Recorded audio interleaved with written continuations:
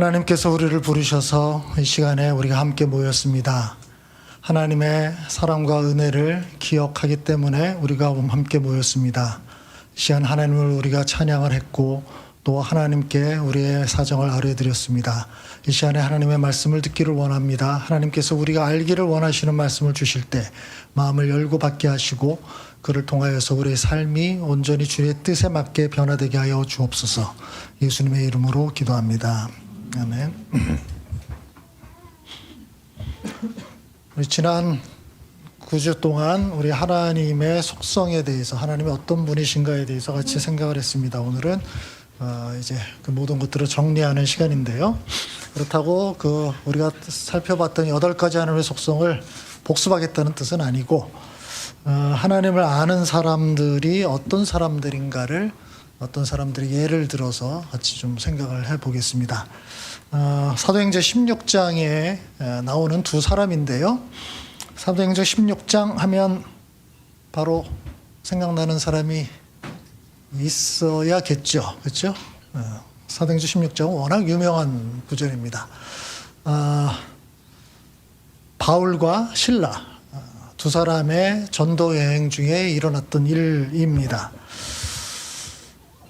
두 사람이 하나님의 인도하심을 받아서 이제 두 번째 전도 여행을 떠나는데, 전도 여행 중에 첫 번째 들른 곳이 빌립보라고 하는 곳이에요. 그러니까 지금의 투르키에서 바로 넘어가면 마케도니아 지방이라고 하는데, 그 지방의 첫 번째 만난 도시가 빌립보입니다. 거기서 일어났던 일들, 요거를 중심으로 생각을 해보겠는데요. 이 두 사람은 우리가 지금까지 하나님을 알아왔듯이 하나님에 대해서 정말 잘 아는 사람이었고요. 그 하나님을 잘 안다는 것이 이제 다양한 모습으로 나타납니다. 첫 번째가 하나님의 인도하심에 아주 민감한 모습을 보여줍니다. 자, 사도행전 16장 6절에서 8절까지 말씀을 보면 이제 두 번째 전도 여행, 사도 바울의 두 번째 전도 여행 여정이 좀 시작이 됩니다. 같이 읽읍시다. 아시아에서 말씀을 전하는 것을 성령이 막으심으로 그들은 부르기아와 갈라디아 지방을 거쳐가서 무시아 가까이 이르러서 비두니아로 들어가려고 하였으나 예수의 영이 그것을 허락하지 않으셨다. 그래서 그들은 무시아를 지나서 드로아에 이르렀다. 원래 계획은 지금의 투르키의 지방을 다시 다니면서 복음을 전하는 거였어요. 그렇게 이렇게 쭉 돌아다녔죠. 그래서 부르기아, 갈라디아, 무시아, 비두니아 이렇게 이제 계획을 세웠습니다. 그런데 계속 뭐가 막히죠. 그래서 예수의 영이 막지 않았다. 그래서 무시아를 지나서 드로아에 이르렀다. 이렇게 얘기를 합니다. 그러니까 예수의 영이 막지 않았다. 이게 이제 자세한 내용은 우리 잘 모릅니다. 어떻든 바울이 그거를 이제 느꼈다, 하나님께서 나타나셔서 말씀하실 수도 있고요. 계획대로 일단 진행이 되지 않습니다. 그러다가 드로아에서 환상을 보게 됩니다. 또 같이 읽읍시다. 여기서 밤에 바울에게 환상이 나타났는데 마케도니아 사람 하나가 바울 앞에 서서 마케도니아로 건너와서 우리를 도와주십시오 하고 간청하였다. 네, 환상을 보게 됩니다. 이 환상의 환상도 어떤 것인지는 우리는 잘 몰라요. 어떻든 환상을 보게 되는데 거기에 마케도니아 사람이 나타났죠. 아까 이야기했던 대로 투르키에서 바로 건너가면 지금의 그리스 북쪽 지역입니다. 그 마케도니아 사람 아마 복장으로 바로 알 수 있었을 거예요. 그 사람이 환상 속에 나타나서 우리에게 건너와서 우리를 도와달라라고 요청을 하죠. 그래서 바울이 이것을 보고서 뭔가 지금까지는 계속 일이 안 됐잖아요. 계획을 세웠는데 그 계획대로 잘 일이 진행이 안 됐어요. 무슨 일이 일어났는지는 자세하게 설명을 안 하지만 계획이 계속 좌절되는 과정들이었거든요.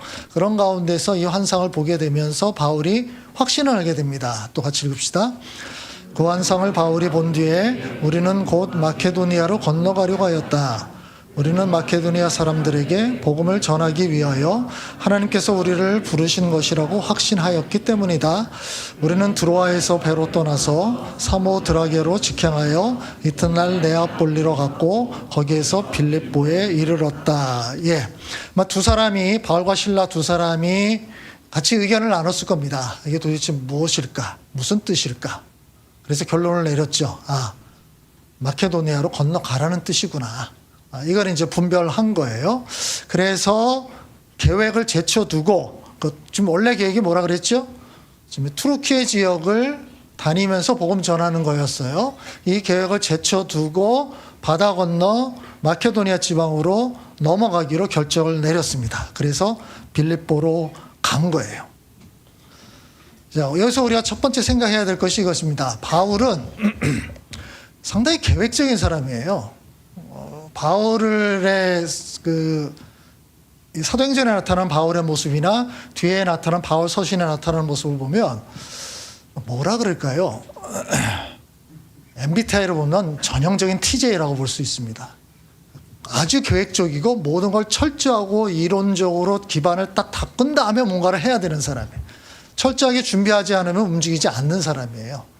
늘 계획적으로 움직이는 사람이에요. 그래서 두 번째 전도 여행 때도 플랜이 다 있었어요. 우리가 이 도시 갔다가 그다음에 이 도시 갔다가 이렇게 둘러서 돌아오면 아주 좋은 결과가 있을 거야 라고 계획을 세웠어요. 근데 이게 계속 막히는 거예요. 세웠던 계획들이 하나도 진행이 안 되는 겁니다. 그런 가운데서 이런 이제 환상을 보면서 깊이 생각을 하게 된 거예요. 여기서 계획을 수정을 해야 되는 건가 보다. 그래서 자신의 계획을 다 버리고 하나님의 인도하심이라고 생각했던 그 길로 방향을 바꾼 거죠. 그렇죠? 지금 우리가 하나님의 인도하심을 이 사도 바울이 받은 것처럼 환상이나 이런 건 드문 현상인데 어떻든 우리도 살다 보면 이게 하나님께서 우리를 좀 인도하시는 것이 아닐까? 뭔가 좀 막히고 이럴 때 그럼 다른 쪽으로 하나님께서 원하시는 것이 아닐까? 이런저런 생각을 할 수 있잖아요. 거기에 이제 바울은 실라라고 하는 좋은 동역자가 있었고요. 그래서 함께 분별할 수 있었던 거죠. 그래서 이제 분별을 하게 된 거예요. 그래서 길을 틀어버린 거죠. 자, 요쯤 되면 아까 제가 말씀드렸는데 상당히 계획적이고 모든 일을 철저히 하는 사람들은 요 상황이 어떨까요? 힘들어요. 자, 여행을 가려고 생각합시다. 일주일 여행을 잡았어요. 계획을 세웠습니다. 어디 갔다가 거기서 아침에 몇 시에 일어나서 그 다음에 뭘 하고 저녁에 몇 시까지 이렇게 계획 세우는 사람 있죠. 그죠? 이래야 직성이 풀리는 사람이 있고 그러면은 숨 막혀서 못 살겠다. 같이 못 다니겠다. 이런 사람이 있어요. 제가 볼 때 사도 바울은 이렇게 계획이 철저한 사람입니다. 그래서 어느 곳에 며칠에 거기 도착해서 몇 시에 일어나서 어디까지 이동 거리가 한 40분 되니까 이렇게 가서 거기서 한 2시간 정도 보고 그다음에 점심 어디서 먹고 그다음 뭐 하고 이 계획이 쫙 있어야 돼요. 근데 이게 첫날부터 뭐가 좀 틀어지기 시작해. 딱 갔더니 오늘 안 여는 날이야. 물론 이런 일을 철저한 사람은 이 정도도 일어나지 않습니다.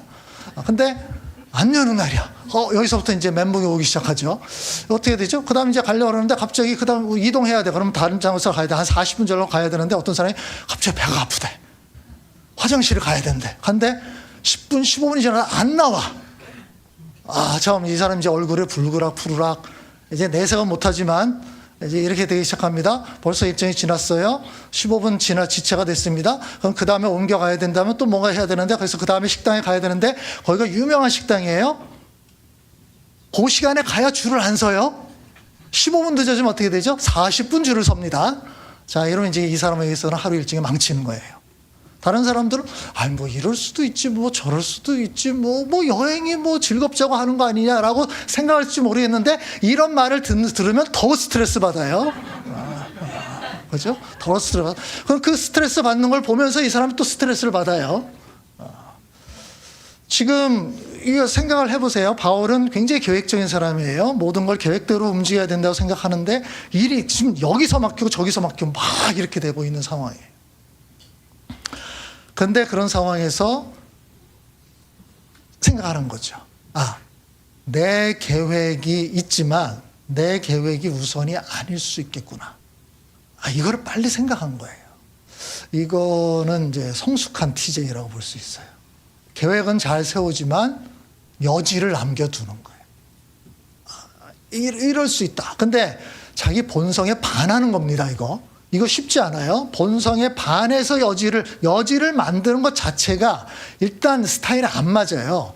근데 그거를 만들어냈다는 것은 그만큼 성숙해지고 있다는 뜻이고요. 또 다른 면에서 보면 지금 바울이 내가 지금 무슨 일을 하려는 거죠? 하나님의 일을 하려는 거잖아요. 그러면 하나님의 계획과 플랜이 있을 수 있겠다. 내가 최선을 다해서 계획을 세우지만 그리고 그것이 하나님의 일을 하는 방식이라고 생각하겠죠. 하지만 하나님의 또 다른 계획이 있을 수 있겠다라는 이 공간을 마련해 두는 거예요. 이거 굉장히 중요합니다. 여러분, 우리가 인생을 살다 보면 여러분 다 계획을 세우잖아요. 이때는 이런 일을 하고 그다음에 저 때는 저런 일을 하고 이렇게 돼서 몇 살에는 무슨 일을 하고 그다음에 무슨 일을. 그게 잘 되면 좋죠. 그럼 잘 돼가면 하나님의 인도하심을 생각하고 하나님의 은혜를 받았다고 생각할 거예요. 근데 이게 막힌다고 생각해 봅시다. 안 돼요. 하나, 둘씩. 뭐 첫 번째는 그럴 수 있어요. 두 번째 막히고 세 번째 자꾸 일이 안 되는 거예요. 그러면 어떨까요? 하나님이 나를 버렸나? 이런 의심이 들기 시작하겠죠.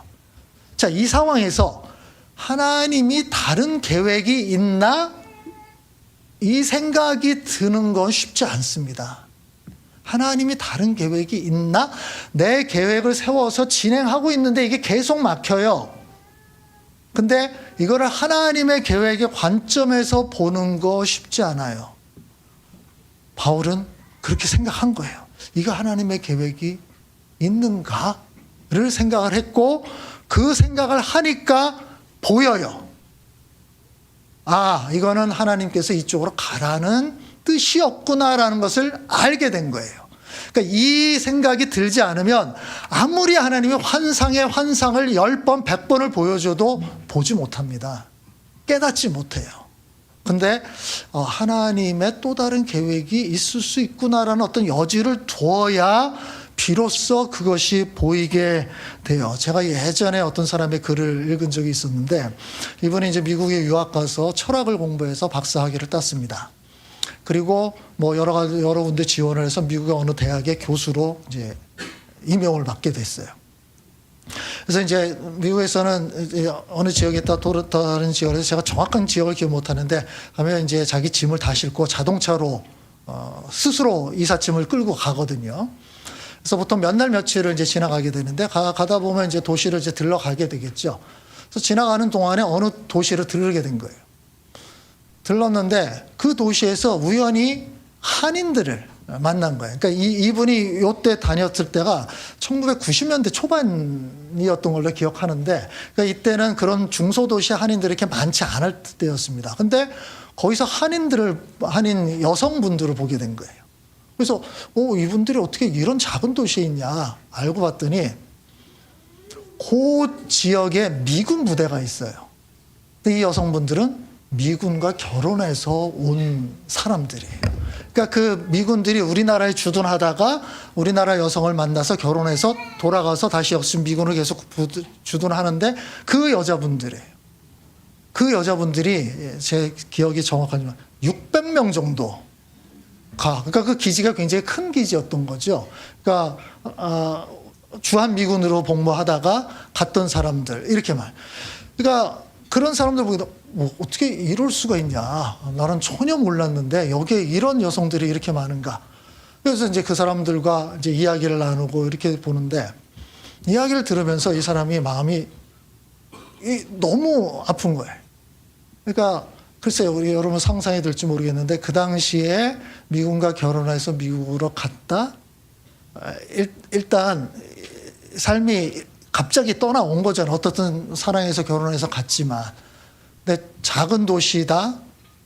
이런 곳의 삶이 이렇게 녹록지 않거든요. 이 박사가 그 사람들과 이야기를 나누다가 깊은 고민에 빠지게 된 거예요. 그래서 나중에 이제 자세한 내용은 제가 잘 기억 안 하는데 그 다음에 결론 어떻게 내렸는지 아세요? 너무 충격적인데 이 사람이 교수 임용 가던 거를 포기하고 그 자리에 그 도시에 머무릅니다. 그래서 그곳에서 이 여자분들을 만나서 복음을 전하고 교회를 만들어. 이 사람 평신도예요. 그냥 철학을 전공한 사람이에요. 얼마 동안 있으면 10년 동안 있었다 그래요. 그 도시에. 그래서 한 사람 한 사람 만나서 이 사람과 성경 공부하고 교회를 만들어서 10년 동안 다 하고 그 교회가 어느 정도 완성이 됐을 때 담임 목사를 모셔다가 놓고 그 다음에 떠나서 그 다음에 어디로 갔냐고 제가 기억을 중국으로 갑니다. 중국으로 가서 중국에 가서 대학에 교수를 일을 했다는 그 얘기를 제가 봤던 기억이 나요.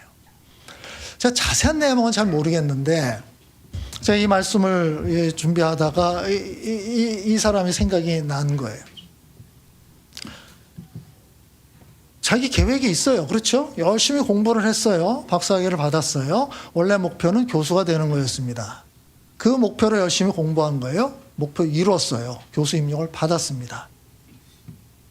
그래서 가고 있는 중이에요. 근데 갑자기 뭐가 불쑥 끼어들어버린 거죠. 무시할 수도 있어요. 상관없잖아요. 그렇죠? 누가 뭐라 그러겠어요. 무시하는 게 정상이죠. 근데 이 사람은 그 상황을 어떻게 받아들인 거죠? 이건 하나님의 메시지가 분명해. 이건 하나님의 메시지야. 이걸 우연이라고 생각할 수도 있겠죠. 그 도시로 우연히 지나갔으니까. 그 우연히 그 여자를 만났고. 그런데 이 사람 마음속에는 이게 우연이 아닐 수 있겠구나. 이거 하나님의 어떤 메시지일 수 있겠구나라고 생각을 한 거예요. 우리는 잘 모르겠습니다. 그래서 그 사람의 인생이 어떻게 됐지, 그 이후에 어떻게 됐는지 잘 모르겠지만 사도 바울과 신라의 이야기를 보면서 이 사람이 어떤 면에서 사도 바울의 그 궤적을 그대로 따라가는 것일 수도 있겠다. 자신의 인생 계획이 다 있지만 때로 무언가 불쑥 쳐들어올 때 왜 내 인생을 방해해? 어떤 노래잖아. 내 인생에 태클 걸지 마. 이렇게 내 얘기를 할 수 있겠는데 그게 아니라 이거는 하나님께서 생각하시는 어떤 메시지일 수도 있겠네. 요거예요. 자, 이거는 평소에 하나님에 대한 생각을 계속하지 않으면 쉽지 않습니다. 내 인생에 어떤 여지를 마련해 두지 않으면 아까도 말씀드렸듯이 하나님께서 아무리 환상의 환상을 100번, 1000번 보여줘도 깨닫지 못해요. 근데 사도 바울과 이 철학 교수는 그걸 깨달은 거죠. 이건 하나님의 메시지일 수 있어. 그러면 내 인생 진로를 여기서 수정하는 게 맞아. 나중에 10년 후에 교수가 됐습니다. 철학 교수가 됐어요. 그 일을 해요. 10년이라는 어떤 공백 기간이 있었던 거죠. 근데 이거를 공백이라고 생각 안 하겠죠. 이거는 하나님께서 나를 잠깐 우회로로 틀어서 근데 이쪽에 뭔가 할 일이 있었으니까 이렇게 생각을 한 거예요.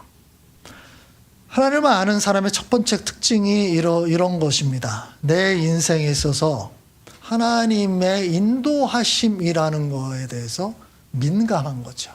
하나님이 내 인생을 어떻게 인도하실까? 내가 계획을 세우지만 그 계획을 뛰어넘는 하나님의 생각이 있을 수도 있겠다.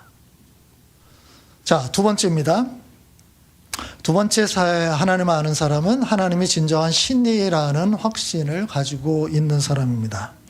자, 이제 빌립보에 도착을 했어요. 거기서 이제 일어난 일입니다. 같이 읽읍시다. 어느 날 우리가 기도하는 곳으로 가다가 귀신 들려 점을 치는 여종 한 사람을 만났는데 그는 점을 쳐서 주인들에게 큰 돈벌이를 해주는 여자였다. 이 여자가 바울과 우리를 따라오면서 큰 소리로 이 사람들은 지극히 높으신 하나님의 종들인데 여러분에게 구원의 길을 전하고 있다 하고 외쳤다. 나가서 이렇게 이제 복음을 전하게 돼요.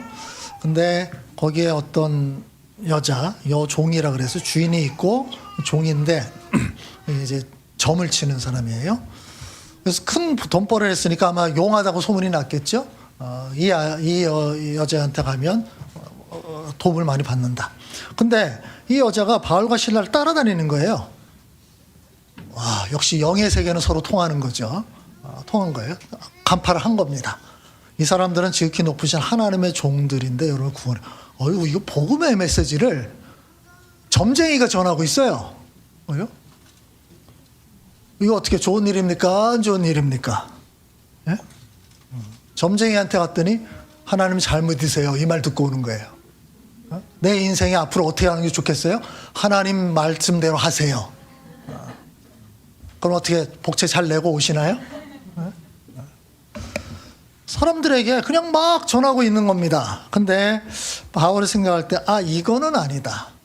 이렇게 되면 이게 하나님에 대한 메시지가 왜곡될 수 있다라고 생각을 한 거예요. 그래서 별로 달갑게 생각하지 않았습니다. 그래서 어떻게 합니까? 바울이 이제 귀찮아서 귀신을 쫓아내버립니다. 이거는 귀신의 작용이라고 본 거예요. 예수 그리스도의 이름으로 내게 명하노니 이 여자에게서 나와라. 귀신의 명입니다. 그래서 귀신이 쫓겨나갑니다. 그렇죠? 바울은 그걸 알았던 거죠. 이 여인의 능력이 아니라 그를 사로잡고 있는 귀신의 세력이다. 그래서 그걸 쫓아내 버린 거예요. 우리가 생각할 때는 뭐 이용할 수도 있지 않겠나라고 생각할 수도 있겠지만 바울이 볼 때는 일단 이게 사수를 이용한 사람이잖아요. 사수를 통해서 뭔가를 하는 사람인데 그 사람에서 나오는 메시지 자체도 이게 문제가 있을 수 있다고 생각을 한 거예요. 그래서 그를 담대하게 쫓아낸 거죠.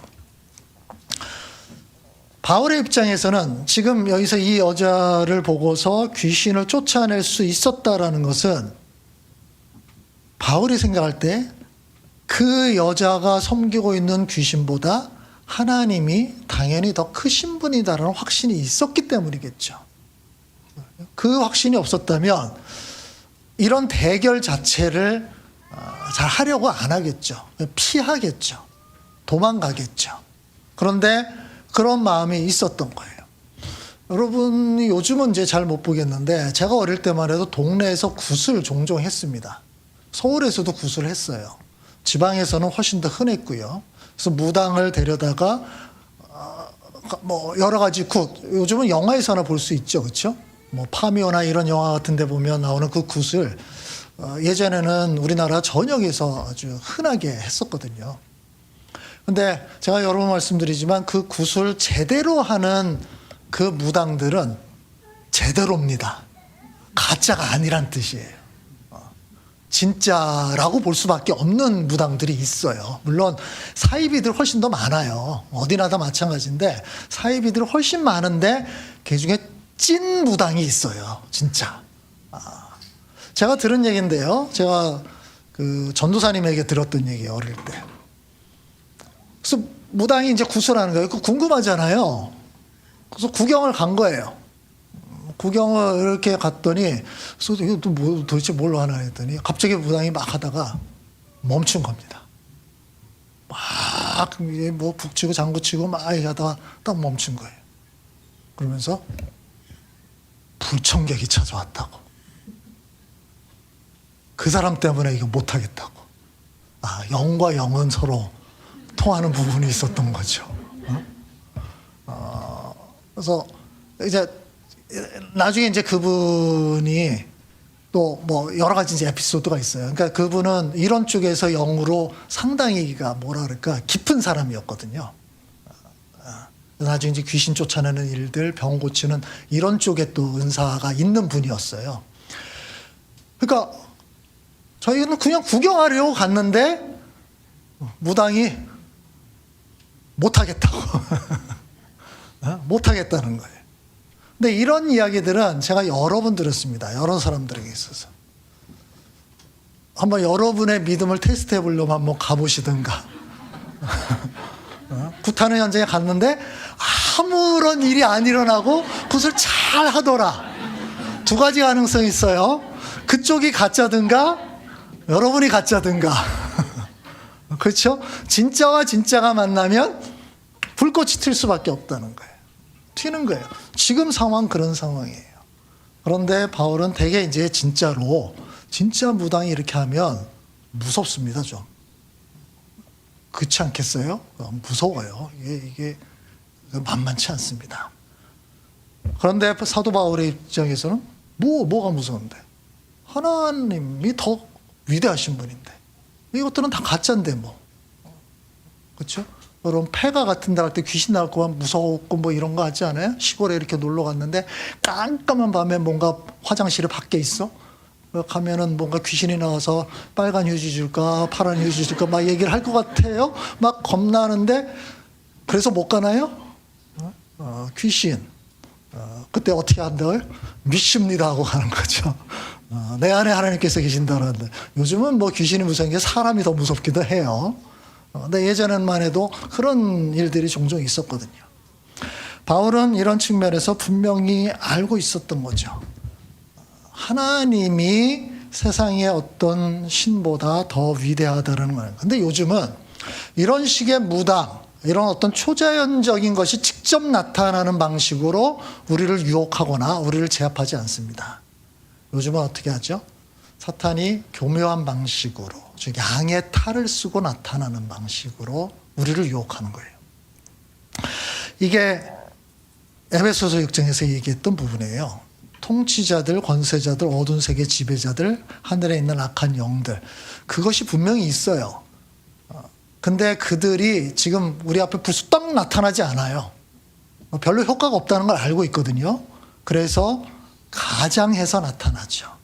그러니까 자기인 것처럼 드러내지 않으면서 우리를 유혹하고 사로잡아 가고 있다는 거예요. 그게 어떤 것들입니다? 이런 것들이죠. 육체의 욕망, 눈의 욕망, 세상 살림에 대한 자랑들, 거기에 빠져들어가는 거예요. 그냥. C.S. 루이스가 이런 이야기들을 굉장히 많이 하죠. 그렇죠? 그러니까 악마의 괴수가 악마 쫄병에게 주는 지침서, 그레이브 디거 파일이라고 하는, 그건가요? 제가 지금 헷갈리고 있는데, 스크루테이프 레터, 스크루테이프 편지가 있는데, 거기에 보면 그렇게 얘기를 해요. 기독교인들을 이렇게 좌절시키는 방법이 뭐가 있냐? 폭풍우를 막 불게 해라. 또는 가다가 차가 전복시키게 해라. 뭐 여러 가지 이제 방법들이 있는데, 그건 하수가 쓰는 방법이야. 고수가 쓰는 방법은 뭐다? 그들이 원하는 대로 일이 잘 풀리게 해줘라. 인생이 아주 편안하게 될 수 있도록 도와줘라. 그러면 된다는 거예요. 이게 고수의 전략이라는 겁니다. 이미 성경에 알고 있는 거죠. 지금은 사탄이 바로 나와서 너 예수 믿을래 안 믿을래 막 이렇게 죄는 게 아니라 너 뭘 원하니? 너 뭐 갖고 싶은데? 어떻게 되고 싶은데? 내가 다 해줄게. 그래서 그 일이 잘 풀려나가면 나는 하나님의 복을 받은 건가 보다 생각을 하게 되는데, 그렇게 가다 보면 나중엔 하나님이 자꾸 점점 뒤에 밀려나는 거죠. 시야에서 멀어지게 되는 거예요. 사탄의 전략이 성공을 하는 거죠. 지금 바로 이런 식으로 우리를 유혹한다라고 얘기를 하는데, 이게 유혹이 될 수 있는 일은 뭐예요? 유혹이라는 거는 불분명하다는 데 특징이 있습니다. 이게 정말 좋은 건지 나쁜 건지가 섞여 있기 때문에 그래요. 이게 아주 나쁜 거라면은 유혹을 안 받아요. 그렇죠? 보이스피싱에 넘어가는 이유는 뭐예요? 거기에 진실일 것 같은 내용이 들어가 있거든요. 그러니까 거기에 넘어가는 거예요. 거짓말일 것 같은 걸 처음부터 내세우면 우리가 안 믿죠. 넘어가지도 않아요. 그러나 그 안에는 거짓말일 것 같은 거, 진실일 것 같은 거, 때로는 진짜 진술도 좀 들어가 있어요. 그래서 우리가 헷갈리면서 넘어가는 거예요. 그래서 처음에는 9대1에서 그 다음 넘어 8대2, 5대5, 어느 순간 내가 봤더니 거꾸로 1대9로 바뀌어버렸어요. 우리가 이 땅에 살아가면서 필요한 것들이 있습니다. 육체의 욕망, 눈의 욕망, 이거 필요한 것들입니다. 이게 필요 없다는 얘기 아니에요. 성경도 그렇게 얘기하지 않습니다. 이건 중요하다. 그래서 예수님께서도 기도를 가르치실 때 뭐라 해요? 너희가 일용할 양식을 위해서 기도해라. 하나님께서 너에게 필요한 걸 주신다. 우리의 필요한 것이 있다는 걸 아시는 거잖아요. 그래서 그걸 제공해 주시는 거거든요. 근데 그 필요하고 좋은 거, 먹을 거, 살 것, 입을 거, 여러 가지 것들이 당연히 좋은 건데, 그 속에 뭔가 안 좋은 것들이 섞여 들어오는 겁니다. 섞여 있어요. 이거를 분별하는 것이 너무 어려운 거죠. 그래서 처음에는 내가 좋은 게 9, 약간 안 좋은 거 1, 요거를 좀 경계해야지라고 생각을 하지만 어느 순간 1대 9로 역전되는 현상이 벌어진 거예요. 그러면 진 거죠. 사탄에게 넘어간 겁니다. 여호수아가 이제 이스라엘 백성들을 광야를 이끈 다음에 가나안 땅이라는 곳으로 들어갑니다. 거기서 하나님께서 여러 가지 은혜를 주신다고 생각을 해요. 다 기대에 부풀었어요. 그래서 이제 삶이 이제 쭉 풀릴 거예요. 그 예상을 하면서 여호수아가 다짐을 받고 싶었던 거죠. 너희가 지금 광야에서는 굉장히 어렵고 힘들어서 하나님께 매달렸겠지만 이제 너희 삶이 잘 풀리면 하나님을 잊어버릴 수 있지 않겠냐. 조심해라. 그래서 이스라엘 백성들을 모아놓고 다짐을 받습니다. 너희가 정말 여호와를 섬길 거니 아닐 거니. 그러면서 자기의 결단을 먼저 이야기를 하는 거예요. 같이 읽읍시다. 주님을 섬기고 싶지 않거든 조상들이 강 저쪽의 메소포타미아에서 섬기던 신들이든지 아니면 당신들이 살고 있는 땅 아모리 사람들의 신들이든지 당신들이 어떤 신들을 섬길 것인지를 오늘 선택하십시오. 나와 나의 집안은 주님을 섬길 것입니다. 미리 단도리를 좀 하고 있는 겁니다. 이제 일이 잘 풀릴 텐데 미리 좀 결단을 좀 하자. 이렇게 생각한 거예요. 그래서 여호수아는 자기의 결단을 먼저 얘기한 거죠. 이스라엘 백성들도 동의합니다. 그래서 우리는 오직 여호와만 섬기겠습니다 라고 얘기를 해요. 제가 이 성경을 보면서 늘 확인하는 겁니다. 미리 아무리 해봤자 소용이 없다. 닥치고 나면 내가 언제 그 말을 했냐라고 얘기를 하더라. 결국 가나안 땅에 들어서 이스라엘 백성들 어떻게 합니까? 끊임없이 하나님을 버리죠. 눈앞에는 유혹에 다 넘어가요. 100이면 100 다 넘어갑니다. 그게 사사기, 여호수아 사사기 이야기죠. 전체가 다. 그렇게 진행이 돼요. 하나님을 진정으로 아는 사람들은 이런 부분에서 어떤 것이 사탄의 세력이고 유혹인지를 분별하는 눈을 계속 민감하게 가지고 있어요. 뭐가 섞여 있을 때 내가 더 이상 넘어가면 이건 빠지는 거구나. 이 민감성을 늘 가지고 있어요. 그렇다고 해서 하나님께 주시는 좋은 것들조차도 버리는 거 아닙니다. 그걸 우리가 받을 수 있어요. 감사할 수 있어요. 얼마든지 누릴 수 있습니다. 그런데 한쪽에는 계속 경계를 하는 거죠. 여기에 내가 완전히 빠져들어가지는 말아야 되겠구나. 세 번째입니다. 하나님을 아는 사람은 하나님의 뜻에 순종하는 것이 가장 중요하다고 여깁니다. 상황이 어떠하더라도. 자, 바울과 실라가 빌립보에 왜 왔죠? 복음을 전하러 왔죠. 그렇죠? 복음을 전하러 왔어요. 그리고 그 길을 누가 인도하셨어요? 하나님이 인도하셨죠. 원래 계획은 빌립보에 오는 게 아니었어요. 근데 하나님께서 빌립보에 가라 그래서 지금 온 거예요. 그래서 하나님의 인도를 잘 따라갔습니다. 하나님의 인도하심을 잘 따랐으면 우리가 무엇을 기대할 수 있을까요? 자, 하나님이 그쪽에 가라 그랬으니까 복음을 전할 수 있는 여러 가지 여건들이 잘 마련이 돼 있어야겠죠. 그렇죠? 그러니까 하나님께서 오라 그러는 거 아니에요. 맞죠? 그렇게 이제 기대를 했어요. 그래서 빌립보에 딱 도착했는데 일이 잘 풀립니다. 14절 15절입니다. 같이 읽읍시다. 그는 자색 옥감 장수로서 두아두라 출신이요 하나님을 공경하는 사람이었다. 주님께서 그 여자의 마음을 여셨으므로 그는 바울의 말을 귀담아 들었다. 그 여자가 집안 식구와 함께 세례를 받고 나서 나를 주님의 신도로 여기시면 우리 집에 오셔서 묵으십시오 하고 간청하였다. 그리고 우리를 강권해서 자기 집으로 데리고 갔다. 이 사람은, 이 여자는 루디아라고 하는 여자입니다. 루디아라고 여자인데 빌립보에 도착했으니까 이제 아는 사람도 없잖아요. 어떻게 해야 될까? 무작정 왔으니까. 근데 거기에서 이 루디아라는 이 여자를 바로 만난 거예요. 근데 이 여자가 너무 환대를 하는 거죠.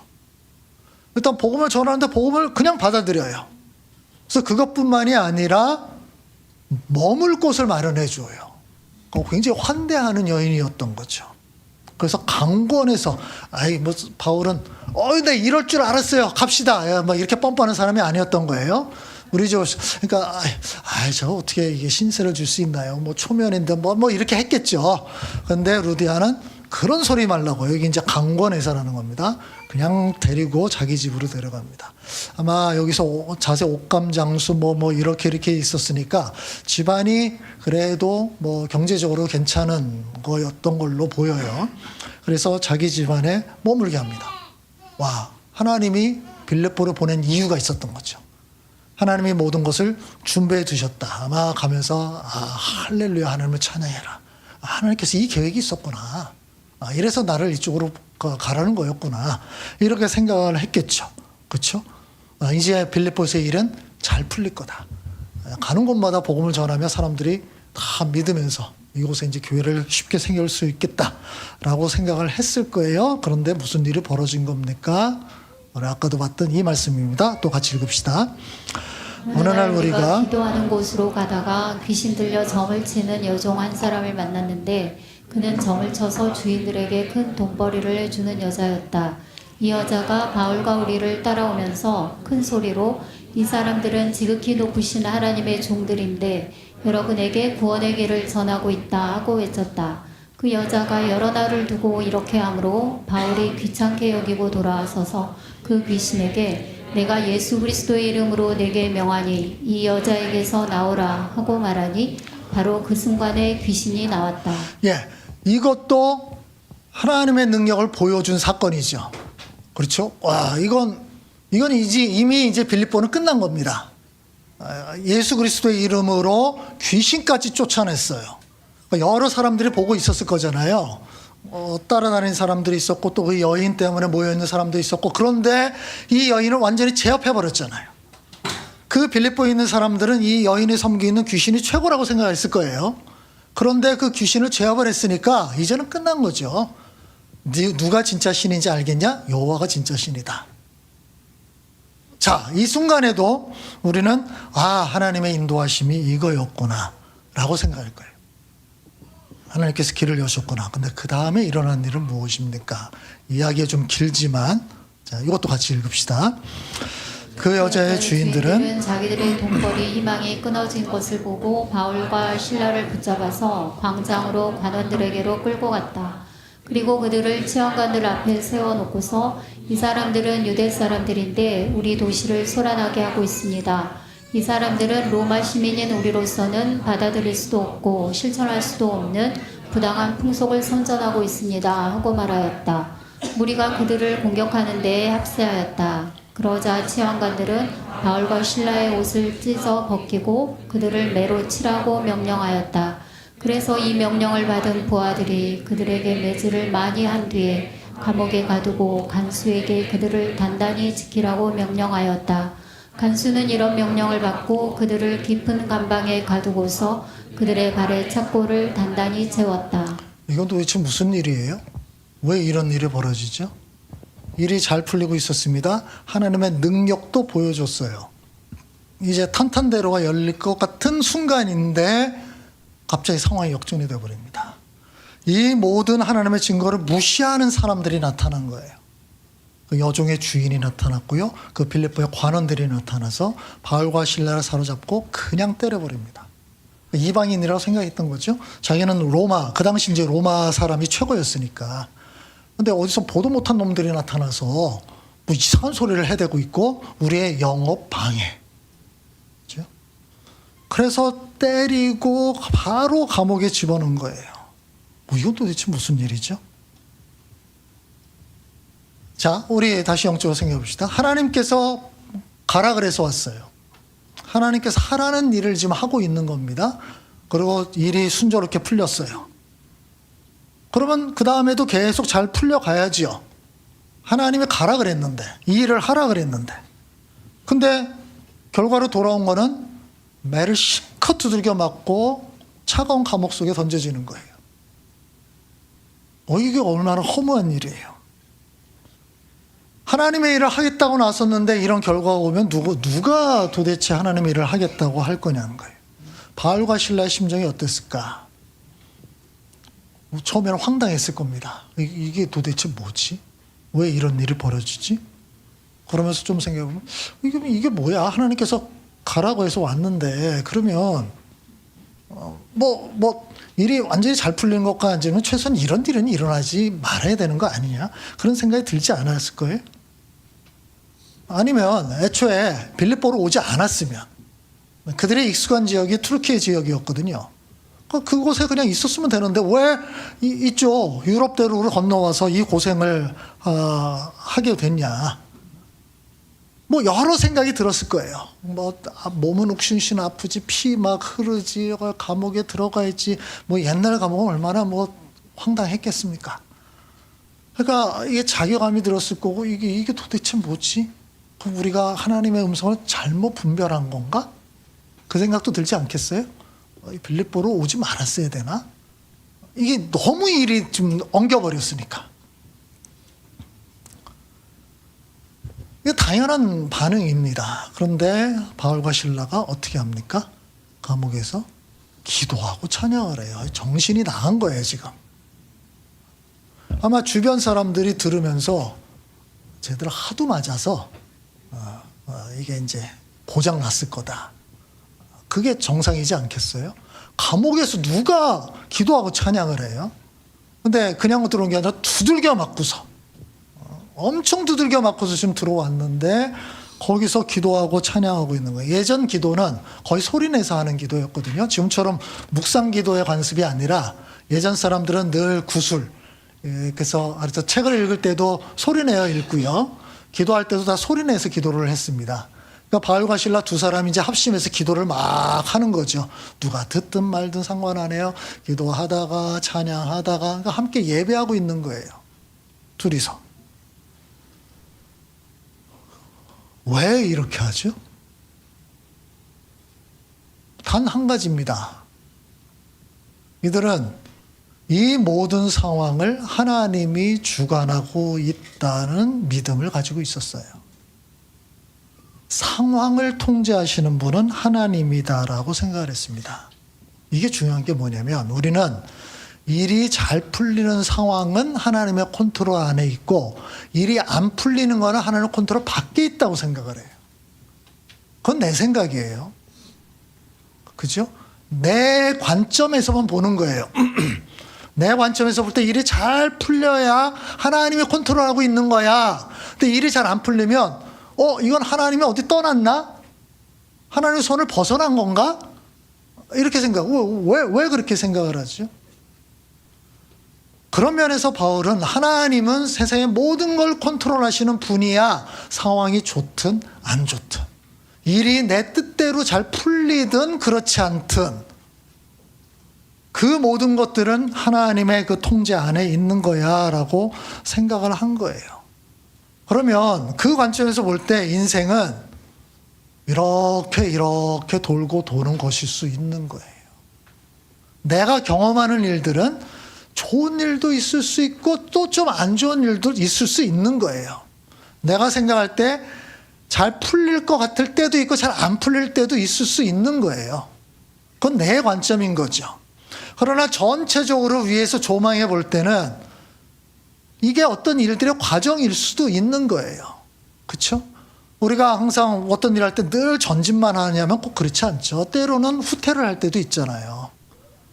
그게 인생인데 우리들은 일반적으로 내 관점에서 일이 잘 풀릴 때, 일이 잘 될 때만 하나님이 도와주시고 뭔가 진행하시는구나.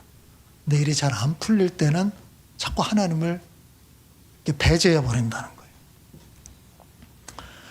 하나님은 우리를 어떤 곳으로 보내고 어떤 일을 하라고 하고 어떤 곳으로 인도하실 수 있어요. 근데 그렇게 할 때 내가 네가 기대하는 대로 모든 일을 순조롭게 해주겠다라는 약속을 반드시 주는 거 아닙니다. 그 일 과정에 어렵고 힘든 일들이 있을 수 있어요. 그걸 생각하고 있어야 돼요.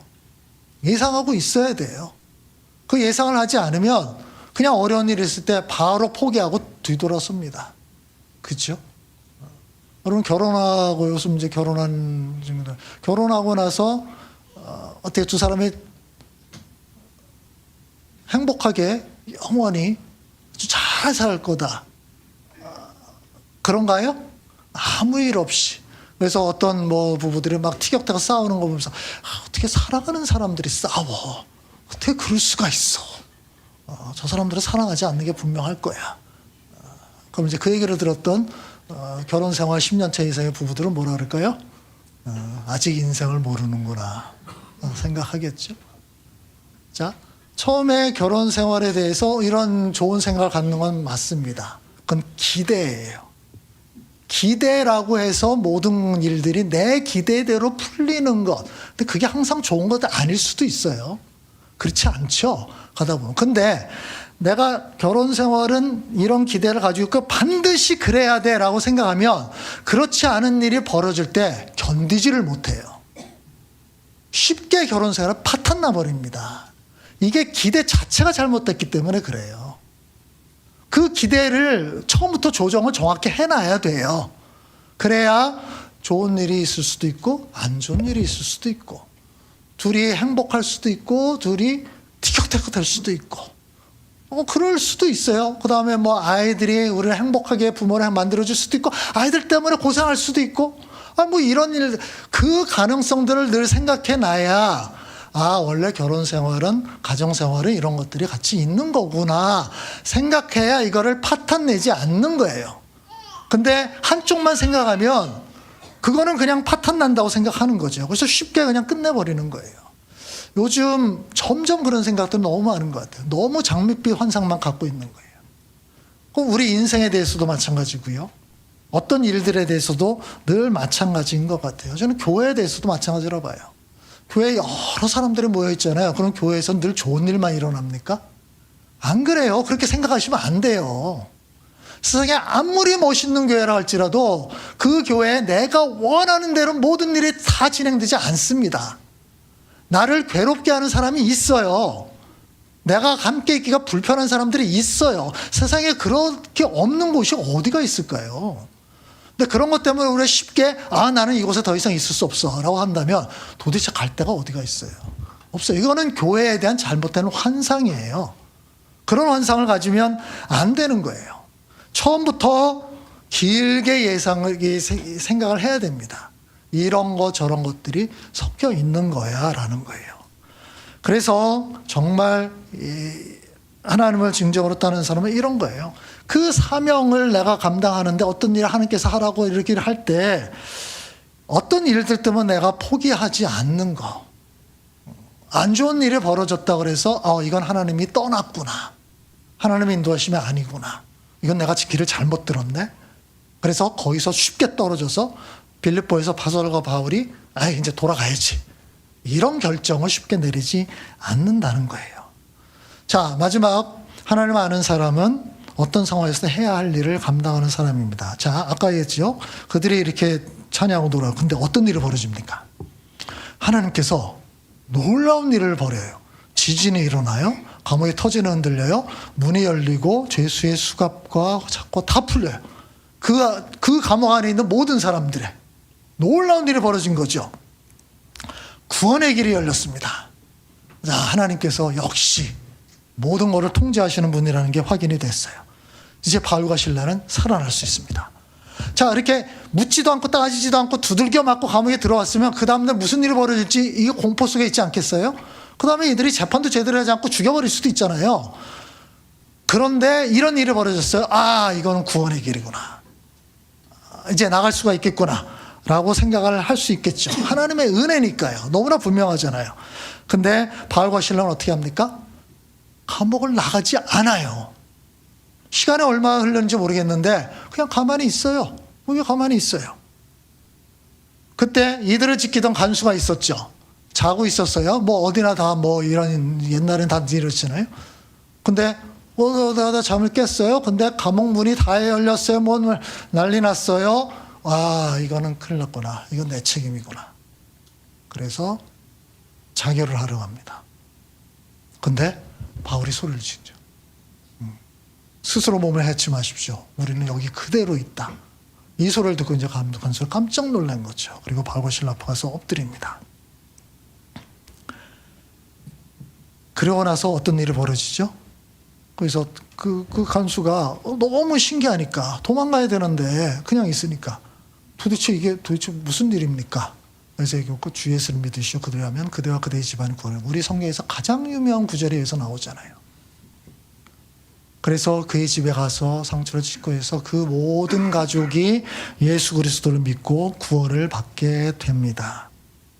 가장 절망적인 곳, 가장 어둡고 힘들고 괴로운 그 상황이 정말로 놀라운 일이 벌어지는 곳으로 변해버렸어요. 자, 감옥문이 열렸어요. 우리가 이제 생각을 해보면, 이건 하나님의 메시지, 이게 하나님만이 하실 수 있는 일이잖아요. 그러면 바로 우리는 생각하겠죠. 하나님이 우리를 구원하시는구나, 우리를 감옥으로 나가게 하시는 거구나, 라고 생각하는 게 정상이죠. 그렇죠? 나가야 되죠. 그 기회를 사용해야 되잖아요. 근데 바울과 실라는 그 기회를 사용 안 했어요. 이거 뭘까요? 왜 사용을 안 했을까요? 이거 굉장히 미묘한 상황입니다. 제가 생각해 볼 때 바울과 실라는 지금 지진이 일어나고 감옥문이 열리고 이 수갑이 다 풀리는 이것을 해석을 한 거예요. 이거는 뭐냐면 우리를 감옥에서 나가라는 메시지가 아니라 지금 하나님의 능력을 보여주기 위한 거구나. 자, 요 차이입니다.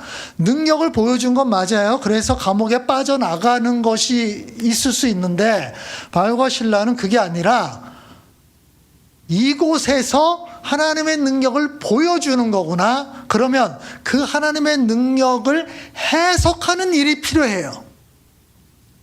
그렇죠? 이게 하나님이 하신 일이야. 그러니까 하나님이 진짜 하나님이야. 이걸 해석해 줄 것이 필요한데 그 일을 누가 해야 돼요? 바울과 실라가 해야 돼요. 그러면 바울과 실라는 이 사건의 의미를 정확하게 이해하고 있었던 거예요. 이거는 우리를 구원해내기 위한 것이라기보다는 그 일도 일어나죠. 그거라기보다는 하나님 되심을 보여주기 위한 것이고 이 사람들에게 복음을 전하기 위한 거야. 자, 이 생각을 어떻게 하게 됐을까요?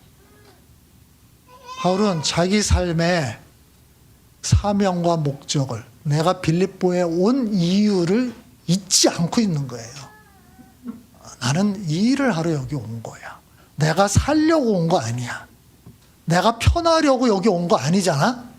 그쵸? 나 중심적으로 생각하면 내가 빨리 편해지고 쉬워지고 이렇게 가는 그 쪽을 선택을 하겠는데 바울은 그게 목적이 아닌 거예요. 우리가 여기를 왜 왔는데? 복음 전하러 왔잖아. 그러면 이런 일이 벌어졌는데 이거는 복음 전하는 관점에서 봤을 때 무엇일까?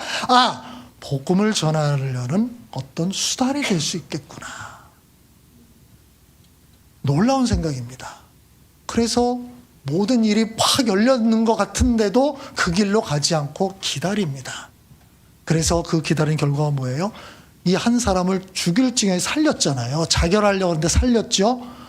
그 육체를 살린 것만이 아니라 그의 영혼을 살렸고요. 더 나아가서 그의 가족을 살립니다. 이 사람들은 아마 빌립보 교회에 정말 중요한 일꾼이 됐을 거예요. 기초가 됐을 거예요. 그러고 나서 이 가족을 구원한 다음에 그 다음에 풀려나서 바울과 실라가 다른 지역을 이제 떠나갑니다.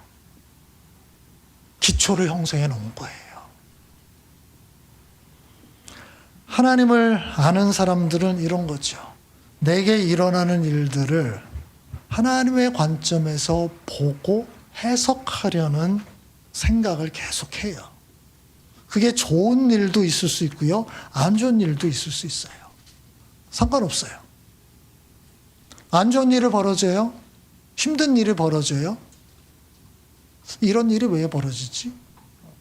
그 가운데 또 또 좋은 일이 벌어져요. 이런 일은 왜 벌어지지? 늘 생각해 보는 거예요. 내 관점에서가 아니라 하나님의 관점에서. 그러면 여기서 하나님께 주시는 메시지가 도대체 무엇일까? 그럼 나는 이 상황 속에서 어떻게 해야 되지?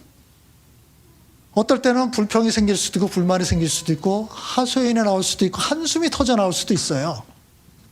그러다가 갑자기 환호할 수도 있어요. 뭐 이런. 근데 그 모든 것은 내 관점입니다. 나 중심적으로 생각할 때 그렇게 나오는 거예요. 근데 여기서 한 발 물러서서 하나님의 관점에서는 이 상황이 무엇일까? 요거는 어떻게 사용될 수 있을까? 생각을 해보는 겁니다. 바울과 실라는 하나님을 아는 사람들이었던 거죠. 그래서 하나님의 관점에서 모든 것을 보려고 노력을 했고요. 그렇게 시도를 했던 사람들입니다. 하나님께서 우리에게 계속 그래서 요구하시는 게 이거죠. 주님을 알아라. 하나님이 누구신지를 알아라. 그냥 지식적으로 알려는 것이 아니라 하나님을 알아야 그 가운데서 내 인생을 바라볼 수 있고 내 주변에 일어나는 일들을 볼 수 있고 그거를 바르게 해석할 수 있기 때문이다라는 거죠. 우리가 하나님을 계속 알아갔으면 좋겠습니다. 신앙생활은 다른 게 아닙니다. 하나님을 더 깊이 더 많이 알아가는 작업이에요. 지식으로부터 알아서 점점 우리 몸을 채워서 우리의 팔다리를 움직이게 하는 것. 그게 바로 하나님을 아는 지식입니다. 우리가 단지 하나님의 전능하신 전지하신 여러 가지 것들을 지식적으로 알아가고 들었다는 걸로 그칠 수는 없어요. 그것이 내 삶에 어떤 관계가 있을까? 이거를 계속 생각하면서 그래서 이 세상 전체를 내 인생 전체를 하나님의 관점에서 보고 판단하고 해석하고 그리고 거기에 맞춰서 반응하는 것. 그것이 하나님을 아는 사람들의 모습일 겁니다. 우리가 모두 그런 사람들이 되었으면 좋겠습니다. 같이 기도합시다. 이 시간에 같이 하나님께 기도합시다. 우리가 하나님을 더 알게 해 주십시오. 하나님을 아는 사람이 되게 해 주십시오. 바울과 실라가 빌립보에서 하나님을 아는 모습을 보여준 것처럼 우리도 우리의 삶 속에서 하나님을 아는 모습을 보여주는 사람이 되게 해 주십시오. 내 관점에서 나 중심적으로 모든 걸 판단하지 않고 하나님 관점에서 보고 판단할 수 있도록 도와주십시오. 우리 간절한 마음으로 하나님께 기도합시다.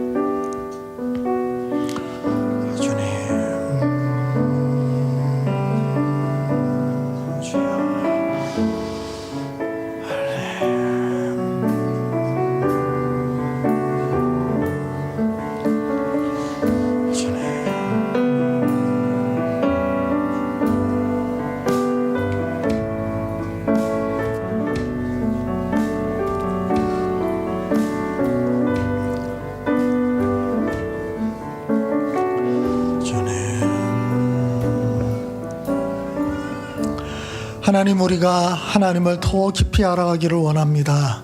그래서 하나님의 생각으로 하나님의 관점으로 우리 인생을 보고 세상을 볼 수 있기를 원합니다. 그래서 내게 지금 벌어지고 있는 그런 일들에 좌지우지되지 아니하고 그것 너머에 있는 하나님의 뜻과 생각을 볼 수 있도록 도와주시기를 원합니다. 그래서 바울과 실라처럼 어떤 상황이 있더라도 정말 믿음으로 이겨내게 하시고 또 의연하게 대처할 수 있도록 도와주시고 그 가운데도 하나님을 향한 믿음을 잃지 않도록 주님 저희와 함께하여 주옵소서. 예수님의 이름으로 기도합니다. 아멘. 같이 일어나서 파송 찬양 부르겠습니다. 오늘은 2절을 함께 부르겠습니다.